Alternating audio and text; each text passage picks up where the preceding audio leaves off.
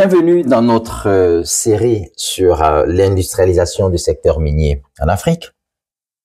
Avant de commencer mon exposé, il est essentiel de rappeler les enjeux discutés ici depuis le début de cette série. Je vous l'ai dit, je reste fermement convaincu que le développement de l'Afrique repose principalement sur l'industrialisation de son secteur minier et la transformation locale des matières premières. Oui, on parle beaucoup de l'intelligence artificielle ces dernières années, du numérique, des technologies digitales. Et oui, tout ce que je viens de citer offre des opportunités considérables qu'il faut saisir, c'est indéniable. Mais il est tout de même important de se rappeler que tout ceci ne sont que des outils pour accélérer notre développement et non sa fondation. L'IA ne transformera pas directement nos matières premières, ni ne développera nos infrastructures ou nos industries locales. Par ailleurs, et ce que vous ignorez peut-être, c'est que l'IA elle-même dépend de supports physiques comme l'énergie, c'est un gros consommateur d'énergie et des équipements nécessaires pour son bon fonctionnement. Et tout cela, l'énergie et ces équipements-là, nécessitent fatalement des matières premières. La preuve, les pays industrialisés, pionniers dans le développement de l'IA, recherchent continuellement et activement ce qu'ils qualifient de matériaux critiques pour soutenir et faire évoluer cette technologie. Voilà pourquoi j'œuvre depuis un certain temps sur la nécessité de maîtriser la gestion de nos matières premières, de transformer localement une partie de ces ressources et jouer un rôle actif plutôt que celui de consommateur passif. Tout cela changera profondément la perception et l'attitude des pays industrialisés envers l'Afrique. Et c'est en ce sens que j'essaye de proposer des solutions adaptées à la réalité locale afin que l'Afrique devienne un acteur clé de son propre développement industriel en exploitant intelligemment ses ressources et en construisant un avenir basé sur l'autosuffisance et la transformation locale. Je vais vous prendre un exemple qui va certainement vous parler.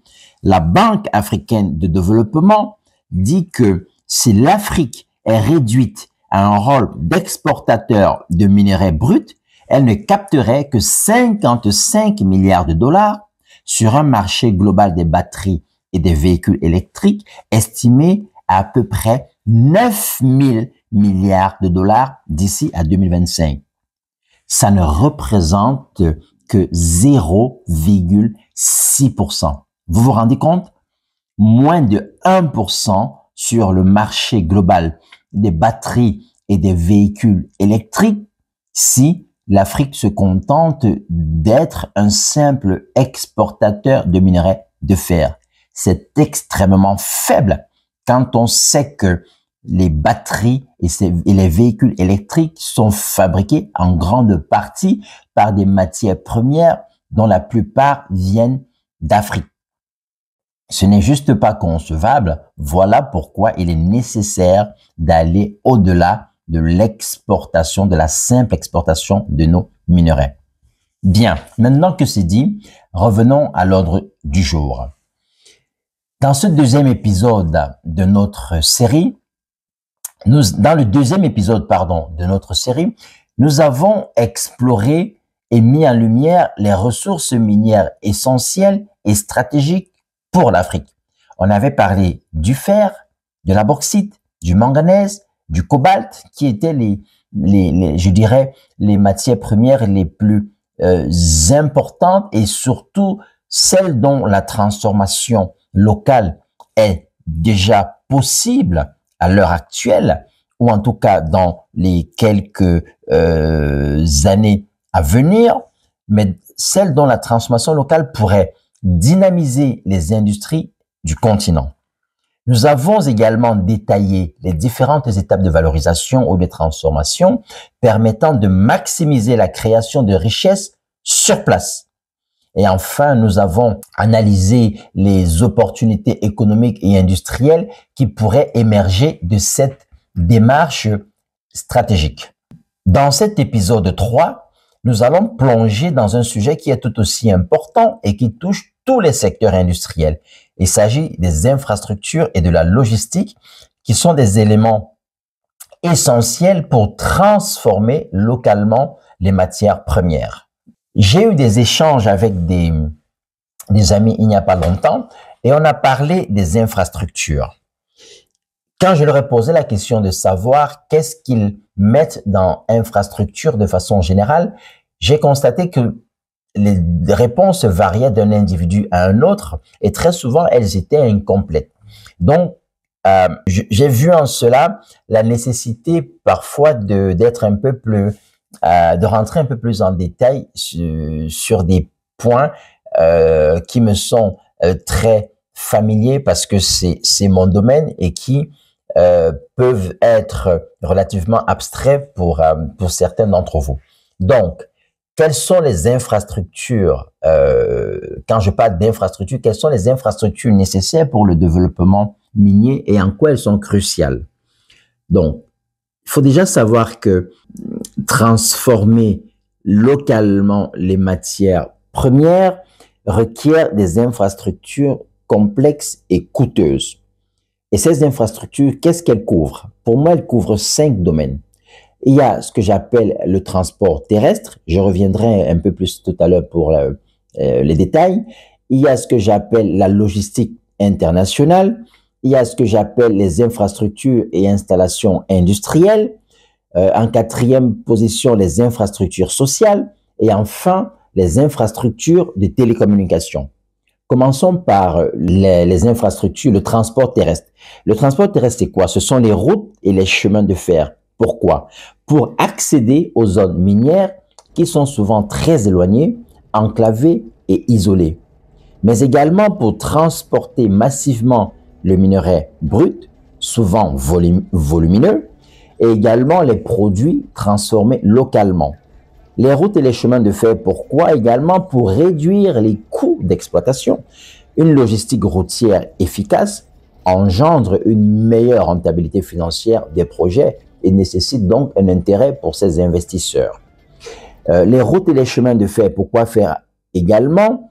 Et enfin, dynamiser et faciliter l'intégration régionale entre les zones minières, les communautés environnantes, les usines de transformation et les ports. En parlant de ports, le deuxième point, c'est la logistique internationale. Pour ce qui est de la logistique internationale, il s'agit ici des ports et des aéroports pour 2 principales choses. La première, c'est exporter les minerais et produits transformés vers les marchés internationaux. Et la deuxième, c'est importer les équipements et machines spécialisées pour l'exploitation minière, ainsi que les intrants spécifiques. Les intrants, c'est ce qu'on appelle les matières auxiliaires qui sont nécessaires pour la transformation locale et qui parfois ne sont pas disponibles sur le continent. Lorsqu'on veut transformer par exemple les minerais de fer en acier, on rajoute d'autres matières auxiliaires qu'on peut ou pas trouver localement. C'est la même chose quand on veut transformer également la bauxite en aluminium. Je vous en ai parlé dans l'épisode précédent. Il y a d'autres intrants, d'autres matières à rajouter dans le processus de transformation et parfois ces matières-là ne sont pas présentes localement. Il faut donc pouvoir les importer. Le troisième volet concernant la définition des infrastructures, c'est ce qu'on appelle les installations industrielles. Il s'agit de quoi ici? Principalement des usines de transformation de matières brutes en produits finis ou semi-finis à forte valeur ajoutée. Et là, je pense à quoi? Je pense aux aciéries, je pense aux raffineries, je pense aux fonderies, utilisées notamment pour les transformations de l'acier, des minerais de fer, autant pour moi en acier, de la bauxite en alumine ou en aluminium, et ainsi de suite. Il y a également les sources d'énergie et approvisionnement en eau qui sont indispensables pour une industrialisation prospère et pérenne. Maintenant, pour ce qui est du quatrième point en termes de définition d'infrastructure, il y a ce que j'appelle les infrastructures sociales. C'est quoi les infrastructures sociales? Ce sont les écoles, les hôpitaux, les logements pour développer les régions minières et attirer et maintenir une main-d'œuvre qualifiée, accompagnée notamment de leurs familles. Je vous l'ai dit, les zones minières sont situées souvent dans des zones, des endroits enclavés. Ce n'est pas, excusez-moi pour l'expression, mais que ce soit les mines ou la transformation des mines en produits, c'est pas une industrie qui est entre guillemets sexy, voilà. Et donc, elle n'attire pas souvent cette main-d'œuvre qualifiée parce qu'il faut aller dans des endroits où il n'y a pas de vie. Donc, si on veut attirer davantage du personnel qualifié pour qu'ils trouvent également un lieu d'épanouissement ou de vie pour leur famille, il faut construire des logements pour les accueillir, des écoles pour leurs enfants, des hôpitaux, des bâtiments administratifs, en tout cas créer un écosystème dans lequel ces employés ou toutes les personnes travaillant pour et autour de la zone minière puissent également s'épanouir, d'où l'importance d'avoir ces infrastructures sociales. Le cinquième point, ce sont les infrastructures de télécommunications qui sont nécessaires pour le bon fonctionnement des usines. Une fois que les usines sont montées, on utilise des ordinateurs. Pourquoi? Parce que la plupart des usines, en tout cas de nos jours, sont automatisées, pas entièrement, mais il y a une partie qui est automatisée. Et même les engins qu'on utilise pour l'extraction des matières premières aujourd'hui sont de plus en plus automatisés. Tout est contrôlé à distance. Et vous ne pouvez pas opérer ces contrôles à distance-là si vous avez des infrastructures de télécommunications qui ne sont pas au niveau. Voilà. Donc, voilà les 5 définitions pour moi. Quand je parle d'infrastructures minières, je parle 1 des transports terrestres, 2 de la logistique internationale, 3 des installations industrielles, 4 des infrastructures sociales et 5 les infrastructures de télécommunications. Bien. Maintenant, la question que vous devez probablement vous poser, c'est qu'est-ce qui bloque? Pourquoi depuis quelques décennies maintenant, on parle toujours d'infrastructures, mais ça bloque. C'est quoi les freins au développement de ces infrastructures? Pourquoi les choses n'avancent pas, malgré l'importance de ces infrastructures? Donc, il y a des obstacles, de nombreux obstacles qui empêchent effectivement le déploiement de ces infrastructures en Afrique. Ces obstacles sont connus. Pour ceux, en tout cas, qui sont dans le métier, c'est connu. Il y a les problèmes économiques. Développer ces infrastructures nécessite des investissements colossaux. Mais vraiment, c'est des gros investissements pour développer ce type d'infrastructure avec des retours sur investissement qui peuvent être longs. D'autre part, nos gouvernements ont une forme je dirais, de faiblesse au niveau des budgets publics. Et pour ce qui est des entreprises, il y a une grosse difficulté aujourd'hui pour avoir accès aux financements internationaux. Donc voilà les 3 principaux points problématiques dans ce que j'ai défini comme étant des problèmes économiques. En plus des problèmes économiques, il y a les défis techniques. Il y a un manque de compétences locales pour planifier et exécuter des projets d'envergure. Naturellement, aujourd'hui, la main-d'œuvre est de plus en plus qualifiée.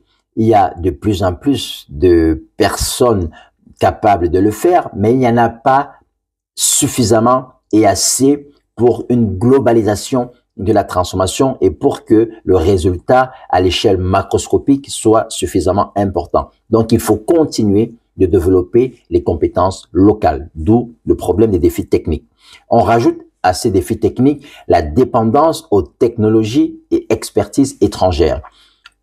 Voilà pourquoi j'insiste beaucoup sur le développement de nos propres industries locales. Pourquoi? Parce qu'aujourd'hui, on n'est pas capable de fabriquer, de développer des technologies et des équipements à la pointe nécessaires pour accompagner l'industrialisation du secteur minier. On est donc obligé de solliciter des entreprises multinationales. Si je veux citer par exemple les équipements nécessaires pour l'extraction, les acteurs mondiaux sont connus. Epiroc, Sandvik, Caterpillar, BIA, bref, les acteurs européens en tout cas, ils sont très bien connus. Et ils ont les moyens aujourd'hui et hier de fabriquer les équipements à la pointe de la technologie. Nous ne les avons pas, tout simplement parce que nous n'avons pas aujourd'hui développé les industries capables de produire ce type d'équipement et également les technologies nécessaires. D'où le problème des défis techniques. Le troisième point, ce sont les enjeux politiques. Bon, c'est connu de tous depuis un moment, effectivement, l'instabilité politique dans certaines régions d'Afrique, la corruption parfois généralisée, malheureusement, et les priorités aussi, souvent mal définies dans les politiques publiques, peuvent être des freins considérables pour les projets d'envergure. Et les conséquences derrière, c'est quoi? C'est que ça a pour conséquence d'augmenter les coûts de production et donc de rendre des projets qui initialement étaient économiquement viables, finalement ça les rend économiquement non viables ou alors avec des des retours sur investissement à très long terme qui n'intéressent pas forcément tous les acteurs du secteur. Enfin, le dernier frein à ce problème de développement d'infrastructures, c'est ce que j'appelle les contraintes structurelles. C'est-à-dire que c'est le manque de coordination régionale entre les pays pour construire des infrastructures transfrontalières. On en reparlera dans l'épisode 8 consacré spécifiquement et spécialement à la stratégie que je propose pour changer un peu le visage de l'industrie minière en Afrique. Et dans les contraintes structurelles, je peux citer également les réseaux existants, les réseaux actuels qui sont soit vétustes ou mal entretenus et qui ne permettent pas de transporter efficacement ces matières premières ou produits transformés. Donc, pour résumer, les 4 points bloquants pour le développement des infrastructures sont les problèmes économiques, 2, les défis techniques, les enjeux politiques et les contraintes structurelles. Maintenant qu'on a cité ça, maintenant qu'on a défini ce que sont les infrastructures, on a identifié les problèmes, naturellement on s'est dit quelles sont les solutions possibles, qu'est-ce qu'il faut faire? Qu'est-ce qu'il faut faire? Oui, il y a des solutions. Je vais vous en citer quelques-unes. Mais avant de vous en citer, il est important de bien comprendre que le développement des infrastructures ne peut pas être à la seule responsabilité de l'industrie minière.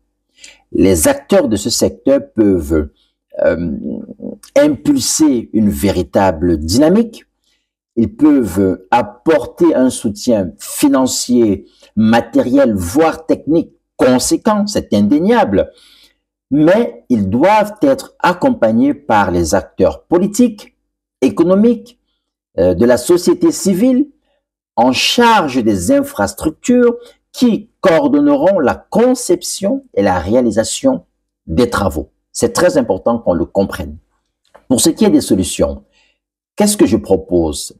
Sans rentrer dans les détails, c'est premièrement la mobilisation des financements. C'est-à-dire qu'il faut créer des partenariats publics-privés pour mutualiser les risques et les investissements. Il faut également que les entreprises aient accès au financement des institutions internationales par la Banque mondiale, les banques régionales, les banques nationales. C'est un point également que je prévois aborder, je crois, à l'épisode 5 ou 6 sur le financement. Il existe des procédures de financement qui ne sont malheureusement pas connues par la plupart des acteurs dans ce domaine. Et je trouve aussi qu'on ne fait pas forcément suffisamment de communication pour donner ces informations, pour mettre ces informations à la disposition de ces acteurs-là. Une autre solution dans toujours la mobilisation des financements, c'est de créer ce qu'on appelle des fonds souverains ou alors des investissements directs étrangers qui sont ciblés sur les infrastructures minières. Donc voilà une des solutions dans la partie mobilisation du financement. Pour ce qui est de la deuxième solution que je mets dans le renforcement des capacités locales, il faut continuer de former des ingénieurs et techniciens. Cette partie également fera l'objet du prochain épisode. C'est également très important. Cette partie dédiée à la main-d'œuvre, la disposition d'une main-d'œuvre locale et qualifiée. Il faut également encourager les entreprises locales à participer aux projets d'infrastructure. Ça, c'est la partie des solutions autour du renforcement des capacités locales. Il y a également ce que j'appelle l'intégration régionale. En d'autres termes, dans mon esprit, quand je parle d'intégration régionale, c'est l'intelligence collective qui est au cœur de la stratégie que je vais vous proposer dans l'épisode 8. Il s'agit de quoi? Il s'agit de développer des corridors économiques reliant les pays enclavés aux ports maritimes. Il s'agit également d'harmoniser les politiques fiscales et douanières pour encourager le commerce intra-africain. C'est quelque chose qui essaie de se mettre déjà en place quand on parle des sous-régions. Je ne sais pas précisément aujourd'hui où on en est, le point à faire là-dessus, mais quoi qu'il en soit, harmoniser ces politiques fiscales et douanières permettrait également d'apporter des solutions pour le développement des infrastructures. Le dernier point qui est tout aussi important, si ce n'est le plus important, ce sont les technologies innovantes. Il faudrait qu'on arrive à utiliser des matériaux locaux pour réduire considérablement les coûts. Et pour ça, ça veut dire quoi? Ça veut dire qu'il faut mettre en place des centres de recherche et développement en partenariat avec les entreprises pour travailler sur la détection de ces matériaux et surtout comment ils pourraient être intégrés dans les chaînes de valeur non seulement dans la transformation locale des produits, mais également dans la fabrication des infrastructures. Il faut faire des essais de la recherche pour pouvoir trouver les bons matériaux, mais également trouver ce qu'on appelle aussi les bonnes formulations pour obtenir à la fin un produit normé correspondant à nos besoins. En termes de technologies innovantes, on peut parler également des solutions énergétiques renouvelables pour alimenter les complexes industriels. Cette partie fera l'objet d'un épisode à part entière parce que l'énergie est définitivement un vrai point bloquant pour les industries du continent. Même les pays comme l'Afrique du Sud, l'Égypte, le Maroc, qui sont les moteurs de ce continent, font également face très souvent, pas très souvent, à des pénuries énergétiques. Donc, c'est un problème majeur. Je pense au-delà même de l'Afrique. Et enfin, toujours en termes de technologie innovante, il faut mettre en place des infrastructures qui permettent l'utilisation de l'intelligence artificielle dans les mines. Et cela passe par l'amélioration de la connectivité numérique et un approvisionnement électrique fiable pour garantir un accès fiable pour les opérations à distance. Je vous ai pris l'exemple des équipements qu'on utilise dans l'extraction des matières premières qui sont aujourd'hui pilotés à distance et ainsi de suite. Pour vous dire à quel point c'est possible de mettre en application ces solutions et de développer ces infrastructures, c'est qu'on a des études de cas inspirantes. Il y a la zone industrielle de Moanda, là, au Gabon, où on a investi dans les infrastructures pour transformer localement le manganèse en alliage. Et l'investissement dans ces infrastructures a permis de développer tout l'écosystème autour de la transformation du manganèse en alliage. C'est un très bon exemple que vous pouvez aller regarder et vérifier. Il y a également ce qu'on appelle la renaissance minière en Zambie. C'est-à-dire que grâce à des partenariats publics et privés, la Zambie a réussi à moderniser son secteur minier et à créer des corridors logistiques pour exporter ses produits. Je peux également citer, ça ne plaît pas à tout le monde, mais le corridor de Lobito qui est en cours de réalisation. Il faut suivre pour voir ce que ça va donner. Mais j'en ai parlé lors du dernier épisode des chemins de fer, des aéroports, des routes qui vont être construites pour le transport des matières premières stratégiques comme le cuivre, le cobalt. Et j'ai insisté sur le fait que s'il y a une possibilité de transformer ne serait-ce qu'une partie de ces matières premières, il faut le faire. Maintenant, si à terme, à ce jour, à date plutôt, ces pays concernés n'ont pas cette capacité de transformer ces ressources, on ne va pas les laisser inutilisées. Il faut maximiser son extraction. Il faut trouver le moyen de valoriser au maximum la phase d'extraction. On en reparlera également dans la partie purement stratégique pour voir les leviers à utiliser pour bénéficier au maximum de l'extraction de certaines matières premières. Je peux citer enfin le projet minier et chemin de fer de Simandou en Guinée, également en cours de réalisation et à suivre parce que c'est un très gros projet sur les minerais de fer et si ce projet est géré efficacement, convenablement et de façon inclusive, ça peut changer définitivement et radicalement le visage économique de la Guinée-Conakry. Voilà, nous clôturons ce troisième épisode dédié aux besoins en infrastructure et logistique pour l'industrialisation du secteur minier africain. Ce qu'il faut retenir, au-delà des défis et des freins identifiés, c'est qu'il existe des solutions concrètes et des success stories inspirantes. Je vous ai parlé de l'Afrique du Sud, je vous ai parlé du Maroc, je vous ai parlé de l'Égypte, je vous ai parlé du Nigeria. Ces exemples prouvent que le développement des infrastructures minières ne peut pas reposer uniquement sur l'industrie minière elle-même. C'est un enjeu, un effort collectif. Les gouvernements, les entreprises minières, les sous-traitants, les fournisseurs, les investisseurs, les acteurs de la société civile doivent unir leurs forces pour concevoir et réaliser des infrastructures adaptées. Seule une approche, je dirais, collaborative et stratégique permettra de bâtir un écosystème minier robuste et durable en Afrique. Nous en reparlerons également dans l'épisode 8 sur la stratégie que je préconise. Alors, j'ai envie de dire, et vous, comment voyez-vous le rôle des infrastructures dans l'industrialisation du secteur minier africain?